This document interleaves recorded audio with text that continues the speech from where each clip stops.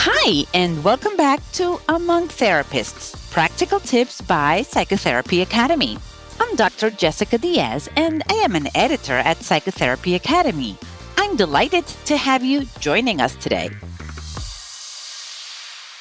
In this episode, we're focusing on a unique aspect of couples therapy, which is specifically the use of a talking stick to enhance communication between partners. From various therapeutic techniques like DBT, ACT, to specialized tools like the talking stick, our faculty members provide you with innovative strategies to enrich your practice. The role of a psychotherapist is crucial in facilitating effective communication, which is often as complex as the dynamics of the relationships we help to mend. That's why we are here to offer you practical tools and insights. Don't forget about our Therapy Pro membership, which includes valuable resources like clinical cases and worksheets and handouts for your clinical practice. In our clinical cases, expert clinicians, such as today's guest, Dr. Squyres Groubert, present real-life case studies to deliver deeper understanding and actionable advice. By participating in Therapy Pro, you also have the opportunity to earn CE credits. Today, we're excited to delve into the story of a couple, Lisa and Mark, and their journey with the talking stick in their therapy sessions. Dr. Jill Squyres Groubert, a clinical psychologist with profound experience in couples therapy, will share her insights on how something as simple as a talking stick can transform communication in relationships. Let's explore this fascinating topic together.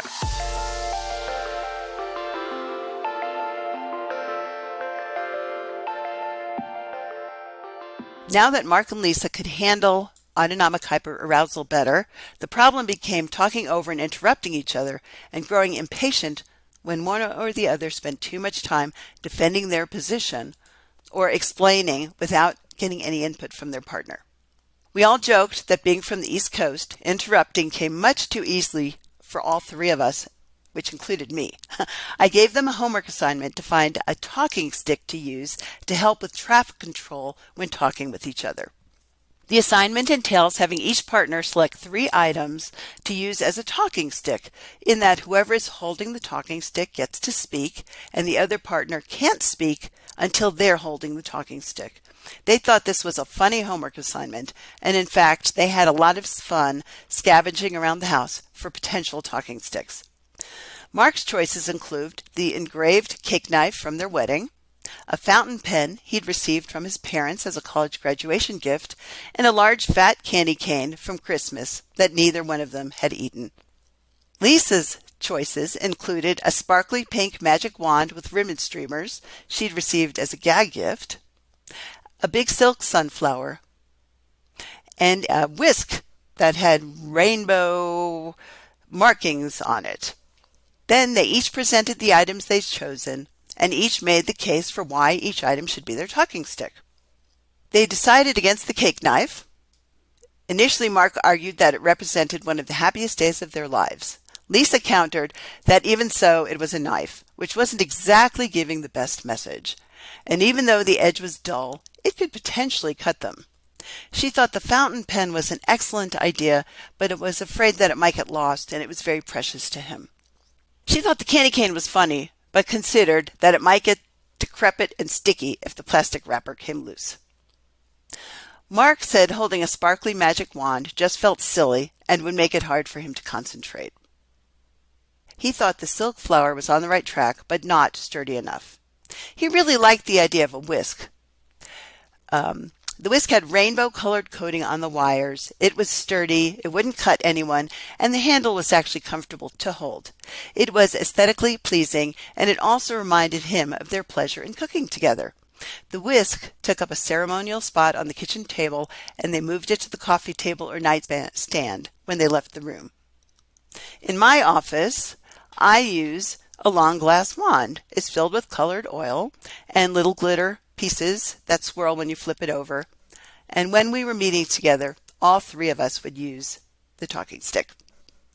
Once we had the talking stick down and the traffic rules set up, we worked on active listening skills. We didn't have to spend too much time working on these because both Mark and Lisa were in professions that required excellent active listening skills. While we all agreed that using good listening skills is harder at home than at work, and it's also hard when emotions are running high, both partners agreed that they would remind themselves to use the listening skills they employed in the workplace at home, and that actually worked well for both of them.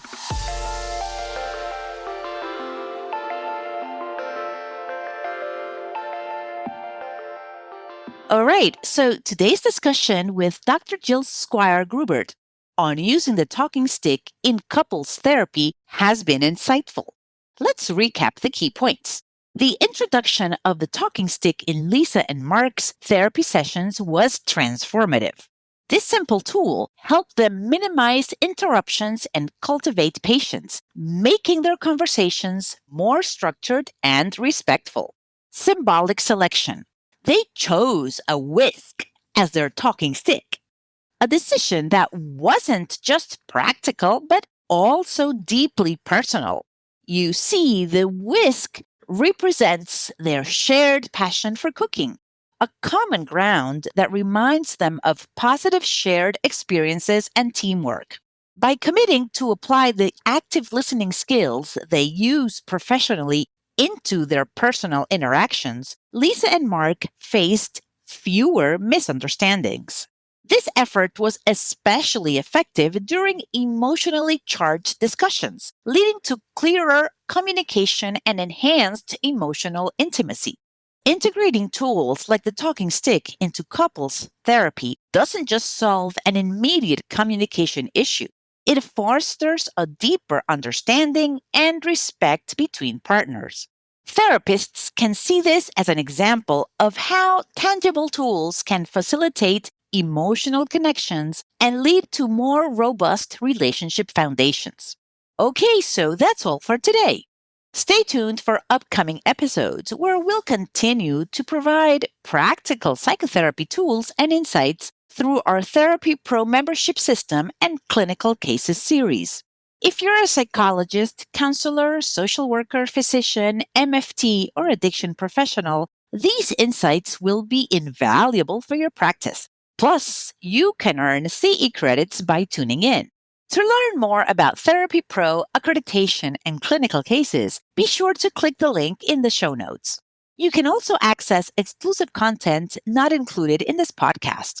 If you've enjoyed today's episode, please help us spread the word by leaving a review on Apple Podcasts and sharing it through social media or word of mouth. We greatly appreciate your support. Thanks so much for tuning in.